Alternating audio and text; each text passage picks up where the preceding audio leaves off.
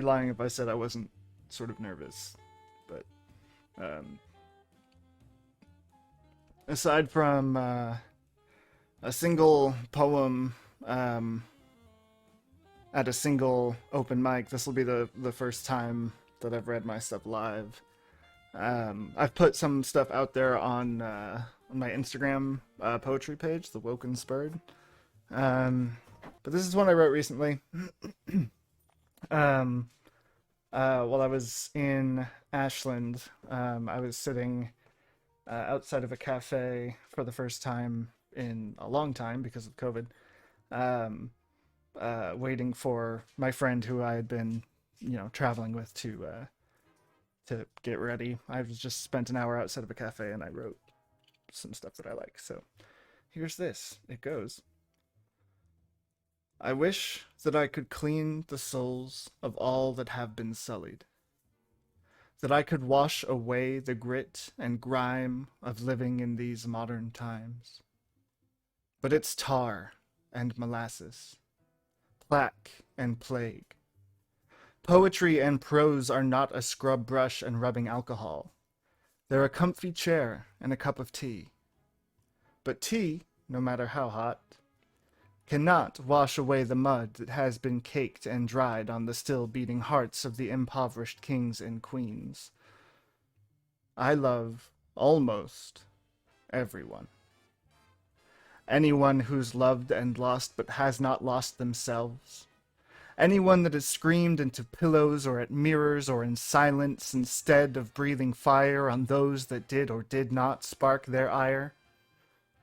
Anyone who's lost an eye but did not go blind or take eyes in kind. Come with me into the river. Let's get clean together. Let's be baptized to art and love and not knowing if there's anyone to answer to in the clouds or well above. When we come out, let's pray to the dirt we couldn't wash off, the grit under our fingernails, our deep, dark pores. For to worship the stains and marks and scars and sins that now live upon your skin is to worship your story and celebrate your glory. If you're reading this or hearing it, congratulations, you made it. We may never be clean, but we were always holy. So yeah. We grew up in a small town in the theater together, and, all of us were odd little birds. So I write a lot about my friends, and this is definitely one of those. This one has a title. It's called The Caged Artist. It goes. An artist is one animal that thrives in captivity. The caged artist sings just to prove it still can, just to stay sane. The cage was not unkind. It had food and water, a place to rest our weary hearts. But expectations were low. We knew many would not survive. Several of us weren't even sure we wanted to. We'd heard of lands beyond the bars, places where our kind thrived, but it's hard to believe in a promised land when all you've ever known is what is around you. We were born in captivity. Okay, this is maybe a little insensitive now. Again, this is about 5 years old, so this is definitely some sad white boy shit, and I apologize for that. But I'm going to keep going. As the years went by, we watched in silent horror as many of us fell prey to a Stockholm love affair with the cage. But for some, that promise of something more never waned. And so together we put our love to the whetstone, sharpening our pens, our songs, our lenses and microphones, quietly knowing, despite all evidence to the contrary, that we would find our way. And until then, we had each other. Slowly but sadly, more and more gave in, trading songs for salaries, trading pens for pensions, trading microphones for minimum wage. But the rest of us could smell freedom like a shark smells blood. It was all we could think about, talk about, write about, and sing about. And one day, one beautiful day, one sad day, one perfect day, a bar was bent. We peeked our curious heads out, and it was then that we knew, sure, None of us had ever even tried to flap our wings. One does not learn to fly in such confined spaces. But one by one we leapt from our perfectly pleasant prison, knowing that if we failed now, then at least it would be a spectacular nightmare. And so, newly freed, we took wing, and our search began. We learned so much, like that we were different, and that the world outside our sealed sanctuary was a dark one. But beautiful things hide in the darkness. As we grasped around blindly in the night, we found familiar hands, and they helped us up. They wiped the dark from our eyes, and we finally saw that upon flying from our friendly fortress, we had forgotten ourselves. We old friends together again in a whole new world. We picked up our pens, our cameras and microphones, and now together, we birds of a feather, have found our promised land is in fact a whole world. And we will find our way within it together, because more important than our paintbrushes and notebooks is the love that we have for each other, and our shared inspiration in each other. We are the birds that left the nest and learned to fly. Let me fall like Icarus. Propelled into the highest heights of aspiration, let me fall in a ball of passion. And when I hit the ground, let me bounce that much higher. Let me reach the sun again and burn the flesh from my weary bones. Let me put my... Sorry, my handwriting's terrible. Let me put my black blood onto the paper, until all that remains is sheer force of will. I will be an avatar for art, nothing but bloody word and burned black bones. Let my father be proud of the broken man he created, and the scorch mark I left on the earth. Let the angels scoff at what they see as a failure. I've always looked better in black. Let my loves revel in the ashes of my catastrophe, because they know, like they always have, that I was never whole, and only ever flint and tinder. And when the smoke clears, see that I stand purged, that the sun never had the power to strike down the dreamers, and the moon will smile upon me as she always had, shaking her head at the thought of it all. Please, God, let me fall like Icarus. This is another as of yet unnamed poem. 6 years in the fire, fueled by a desire to climb higher, but when down to the wire, these desires expire in pyres. And from the ashes and the mire crawl the bastard I sired with self-abuse and getting high or drunk in hopes of being inspired, instead of trying to get hired for fear of standing behind fat fryers. Would you call me a liar if I handed out flyers in which I conspire to let out my ire on this so-called city of angels? This city of dreams? Something inside of me screams, be it pride or low self-esteem. If I died, would it seem that I tried to redeem my mind but got lost in extremes? Or would it just be another day? Would anyone have something nice to say while standing over my pauper grave? Would they know I always did my best to misbehave? Would they know while my heart was a dirge, my mind was a rave? That my brain was ablaze in a way that amazed me always, and day after days through the haze and the dazed state of mind decay that plagued me, I almost always thought I was pretty dope. But that no one else could see that was hard. But the load is getting lighter. That one has fun rhymes. I don't always rhyme in my poetry. That one had a lot of them. This is a poem just about me being a romantic in general. It's called I Fall. And it goes like this. I'm gonna move it over here some way. I'm not speaking away from the microphone. I fall in love like leaves fall from trees, like phones fall from fingers, like fresh snow in a breeze. It's not intentional, not rational or fashionable. I'm passionate about people. I'm in love with anyone whose name is a season, who has intricate tattoos, who's sad for no reason. I'm in love with anyone who drinks black coffee until they can't sit still, whose dreams are lofty. I'm in love with any girl who curses like sailors and boys that would never, and self-proclaimed failures. I'm in love with everyone who crossed many borders, who traveled the world, who have social disorders. I'm in love with people that are in love with people that will never feel the same way, who carry on in spite of that. I'm in love with passers-by who make eye contact and smile wide, who whistle aimlessly, who take accidents in stride. I'm in love with anyone who loves their dog more than God, who creates without limits, who acts in spite of shitty odds. I'm in love with people who break the mold in any small way. For me, it never gets old. I'm in love with people, and I'm not ashamed to tell them. It's part of who I am. It's carved into my brainstem. If you're in love with anyone and you never let them know, then your heart will grow stagnant and colder than snow.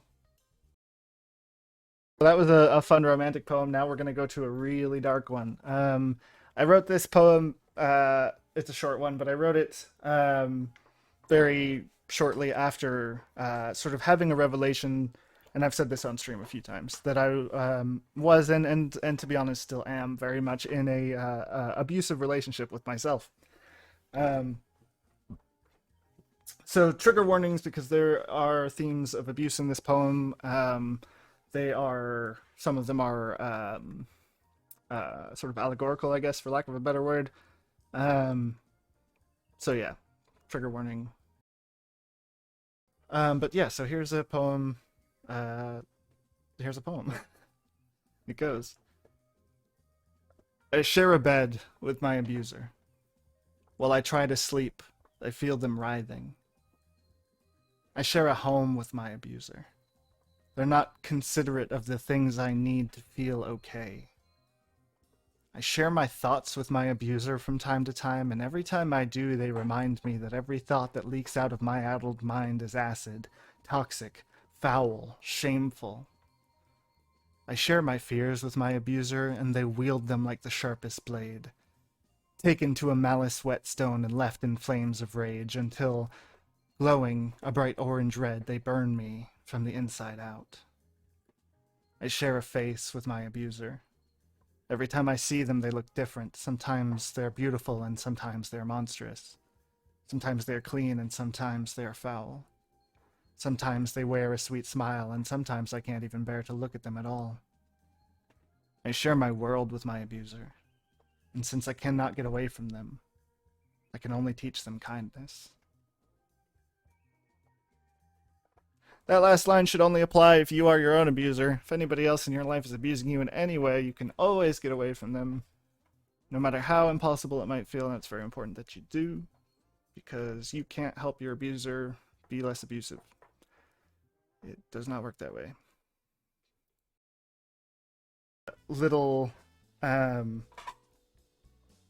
like quippy sort of things.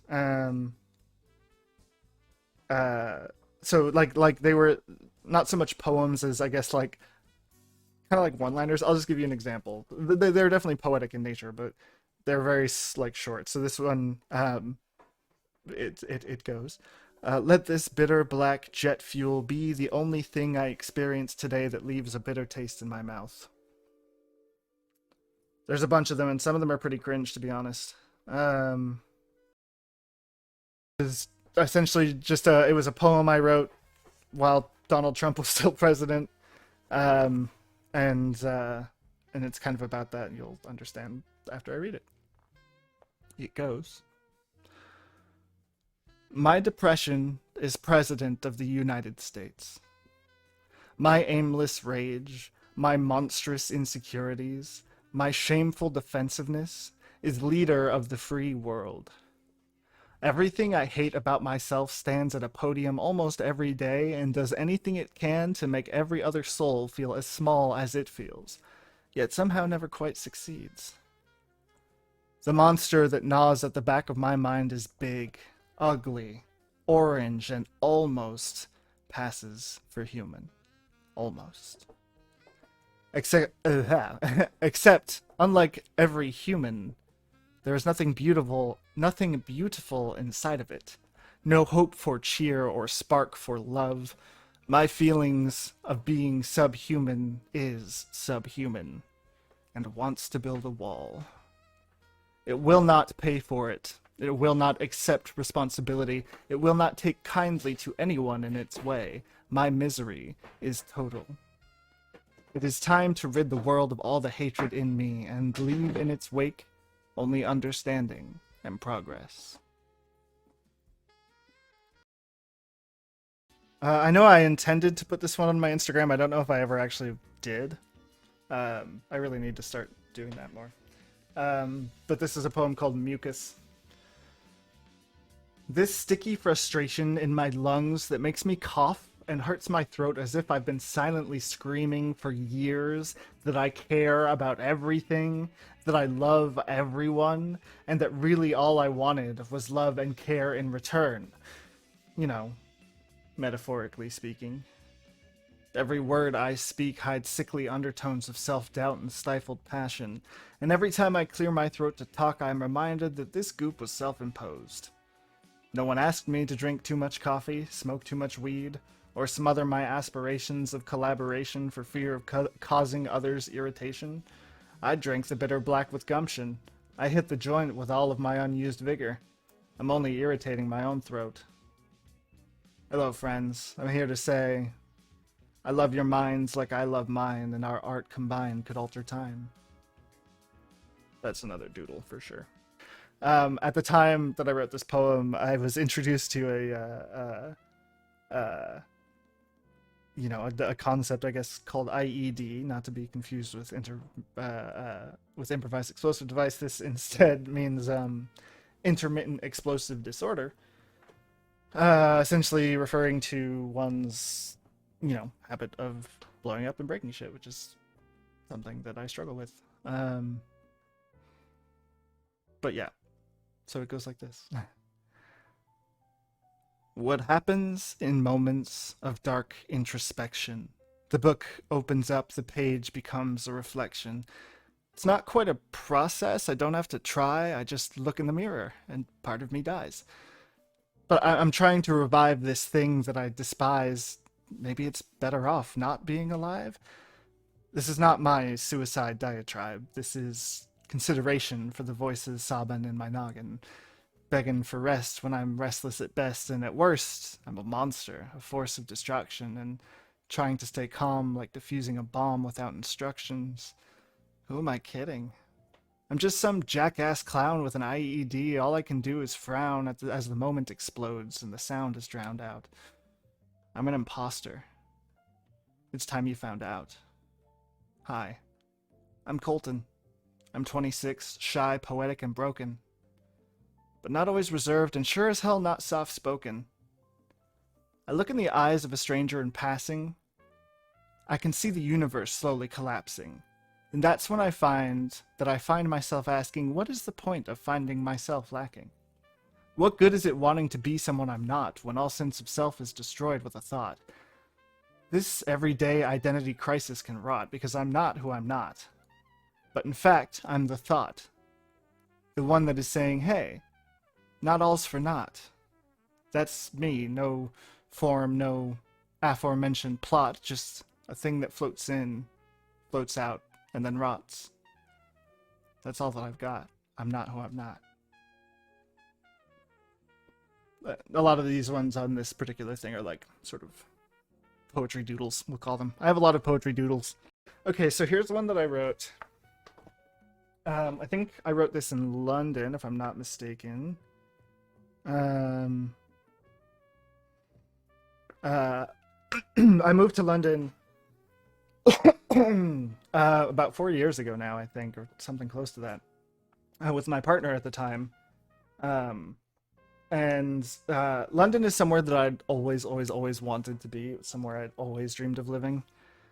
So when I arrived and found out how almost impossible it is to get work as an American citizen in London, or in Europe in general, it was a tough year, and I didn't write very much at all. But here's one thing I did write during that time. It goes like this. I used to be a poet. Used to slice into the page and bleed the words until my mind was wholly sated. I used to see soliloquies in sunsets and love poems and wandering eyes. I used to wander streets in small towns and pick rhymes from rose bushes. I used to send unwanted bouquets to girls who unwanted me. I used to sit on balconies and patter poetic nothings about passers-by. I had Bukowski in my blood, Ginsberg in my guts, and Kerouac in my coffee. Something happens to the sad poet that finds a reason to smile. Something else is misplaced in the process. I used to be in pain. I used to be a poet. That's interesting. I've been writing a lot more lately, and I've also been having a really hard time in my life in general. So, yeah, I'll read this one to you guys. This is another, like, poetry doodle, essentially, but, it goes, I will remember you fondly, city of broken people. I will look upon the crippled hearts that beat in a staggered pitter-patter alongside my own, and I will smile faintly and shake my head at the thought of it. This is an alien world on Earth. What a trip. What a time. What a thing to leave behind. Maybe I'll miss it. Or then, maybe not. But this city of broken people will rest lightly in my thoughts. I look now to brighter horizons with darker skies. In the cloudy city, this one will be a cloudier memory. But I will remember you fondly, city of broken stars.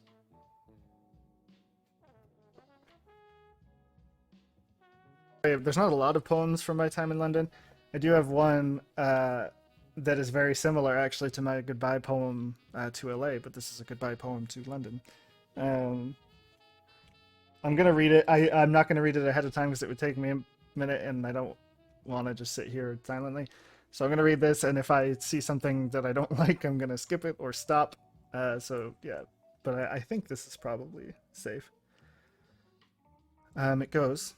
I'll not forget this city in the clouds. Indeed, I believe between sunbeams, palm trees, and the scent of weed, I'll feel my bleeding heart yearn for my return to London's stormy embrace. Gray skies always complimented my melancholic face. And I've learned so much, like no matter where I am, I'll always feel out of place, and that's great. Because I believe this place to be my fate, but even here I feel that there are traits of my being that serve only to frustrate me. I found much. 2 friends whose love was found to be a candle lit from both ends. A green place where the touch of men is suspended. A natural world left unattended to prosper, where I pretend my cares are crows that fly off when the winds blow and the trees bend. Sanctuaries to art, from a time when to bleed on the canvas... That line doesn't make a lot of sense. Sanctuaries to art from a time... Oh, okay. Yeah, okay, this is a weird line, but sanctuaries to art from a time when to bleed on the canvas men begged their gods. Where inspiration is free to anyone and endless. And I've felt so much, more than I can really explain. New levels of love and pain. I know now how tears taste mixed with rain. My God... the rain. I never knew raindrops could clean an ill brain, that droplets of water could make one feel sane. Because I've been so close to insane it's heinous, but to leave this gray place for sun rays in LA will be far from painless. Further still from gainless. I've not forgotten you, monster. I've not forgotten the way it feels to submit to your falsified paradise. I remember it was kinda nice. I remember flowers in the cracks of your sidewalks. I remember the people I miss, and coffee, and long talks. And yes, I remember the broken windows and exactly how slow a car can go without technically stopping, but those memories are overshadowed by happier ones. Walking from Cosmo to the tower 10 times a day to find some props the director didn't really want anyway. Oh, I doubt that anybody from my time at AMDA is listening, but if they are, they'd appreciate that line very much. Let's see. I think this will probably be the last one, or last one. We'll see. Anyway, I'll just read it. It goes. Oh, that's funny. After the fact, I wrote on the top, because this is a really judgy poem, it wrote, "I'm not the sort of person to tell anyone how to live their life," which is more advice than anything else. Anyway, this is still a good poem. It goes. Have you seen this girl? The girl with ice in her eyes and a mind on fire. The girl who haunted me when I cast my gaze at the moon and forgave me my romantic nonsense. My friend, my muse, my favorite cup of coffee. Have you seen this girl? She was here not so long ago, making fun of my driving. She was at the cafe watching me bounce off the wall. She was sitting on the floor eating pizza with sriracha. I never claimed to understand her. Have you seen this girl? With a passion for her craft, with a knowing smile, with an infinite desire for something greater, with a razor wit, with a doe's grace, with a limitless compassion for those she holds dear. Have you seen this girl? Because it's been too long, and I miss her terribly. Because she's gone away and left something else in her place. Because she's been swallowed whole and didn't notice. Have you seen this girl? If you do, tell her we're still here for her. Tell her that it never mattered. Tell her she was always brilliant. Tell her that was everything. Tell her I said hello, and tell her I think I finally know what keeps the moon up at night. Yeah. So this is about a different friend entirely, because my friends inspire me a lot. So this one is another love poem to a friend, but it goes like this. Don't take this the wrong way. It's embarrassing to admit, but I could stare at you forever and never get bored. There are few things in this life that are perfect, certainly no person on heaven or in earth. But such imperfections as yours, I look at you and see music. Some song that makes my chest tighten. You're a heart attack. Black coffee, scolding hot. I take one look at you and burn my tongue, and nothing tastes quite as good for the rest of my day. But don't take this the wrong way. I'm not pining for you. I don't pine. I've long since left the evergreens behind. In fact, I only think of you in passing, when I'm trying to lose consciousness, because you knock me the fuck out. But really, it's your presence, your essence, your force. You blow me away, but I land softly on a cloud from your cigarette. I land softly like your voice on my ears, like everything my heart is not when you're around. Don't take this the wrong way, but I am who I am around you. I could talk to you forever. I could sit by your side in silence. Your absence leaves no hole in my heart that wasn't already there. It's your presence that fills me up. Your laugh that fulfills me more than any word I ever put on paper. Don't take this the wrong way. I'm not in love with the idea of you like so many ideas I've loved before. I only love you when I see you and hear your voice and win your smile. But don't take this the wrong way. Most of the further back you go, the more love poems there are, I think. This is a poem about disassociation. It's called Brick Wall. It goes, I could be a brick wall. You could bang your head against me begging for answers, and I could be a brick wall. You could climb on top of me and see the world from a new perspective, and I could be a brick wall. You could break me down brick by brick, then build me into something new, and I could be a brick wall. You could write on me with chalk all the dreams you never said out loud, and I could be a brick wall. You could spray me with paint, messages of love and hate, all desires to liberate yourself from law and order in favor of true justice, and I could be a brick wall. You could scream all of your feelings at me until your throat burns and your ears bleed from the echoes of your own rage bouncing off of me, and I could be a brick wall. You could be sad. You could be happy. You could be in love and feel as though you're seeing the world anew for the first time, and I could be a brick wall. And that's how it feels to be dissociative. I don't know if any of y'all have moments like that, but